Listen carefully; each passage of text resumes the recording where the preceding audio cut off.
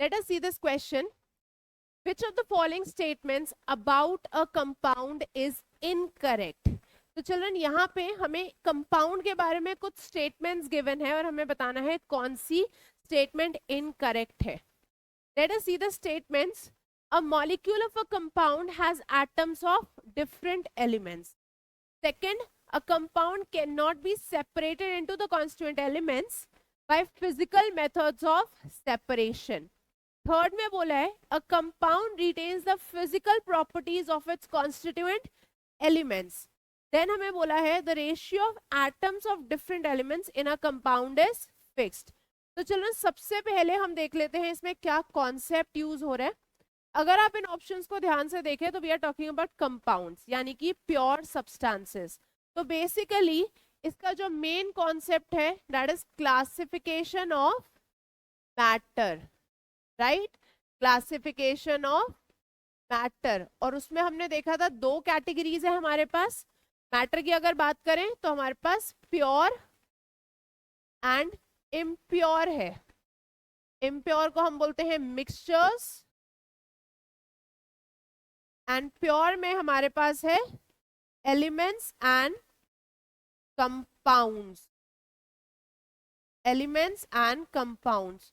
तो ये उसी कॉन्सेप्ट पे बेस्ड क्वेश्चन है. पहला statement a molecule of a compound has atoms of different elements.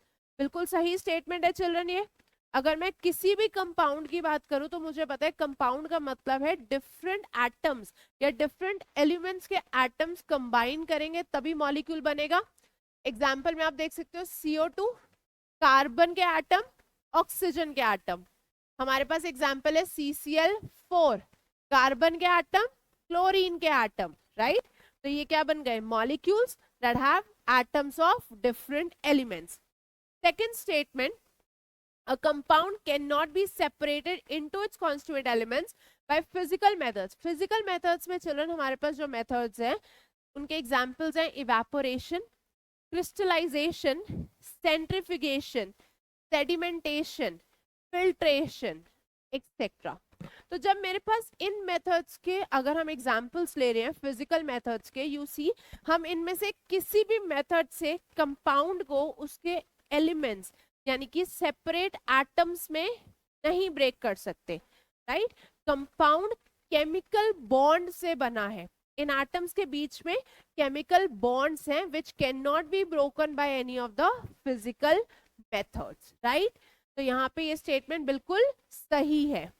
Next, a compound retains the physical properties of its constituent elements. एक simple सा example ले लेते हैं children. Hydrogen and oxygen combine करके बनाते हैं वाटर. अगर मैं H2 की बात करूं तो ये है gas at room temperature, right. Room temperature पे ये गैस है. अगर हम बात करें ऑक्सीजन की तो this is also a gas at room temperature, right. ये भी रूम टेम्परेचर पे गैस है. बट वाटर क्या है रूम टेम्परेचर पे? It is a liquid at room temperature. तो क्या physical properties, physical nature retain हुआ? Absolutely not. जब एक कंपाउंड बनता है तो उसके एलिमेंट्स यानी एटम्स की जो अपनी खुद की प्रॉपर्टीज होती है दे आर कंप्लीटली रिमूव्ड. ठीक है. तो ये जो थर्ड स्टेटमेंट है चिल्ड्रन ये बिल्कुल गलत है. अब फोर्थ पे आ जाते हैं. The ratio of atoms of different elements in a compound is fixed. बिल्कुल सही है. H2O में अगर मैं बात करूं तो चाहे आप मास रेशियो देखो या आप नंबर रेशियो देखो, it is fixed. 2 atoms of hydrogen combining with 1 atom of oxygen, 1 gram of hydrogen combining with 1 gram of hydrogen with 8 gram of oxygen. तो रेशियो फिक्स्ड है. किसी भी कंपाउंड की अगर हम बात करें तो चिल्ड्रन एटम्स का ratio by mass as well as number fix है, राइट. अब क्वेश्चन में हमसे पूछा है इनकरेक्ट स्टेटमेंट, हमें बतानी है इनकरेक्ट स्टेटमेंट. तो अभी हमने देखा फर्स्ट स्टेटमेंट बिल्कुल सही है, second is also correct, fourth is correct, but the third statement is incorrect. तो आंसर क्या हो गया? Option C. ठीक है.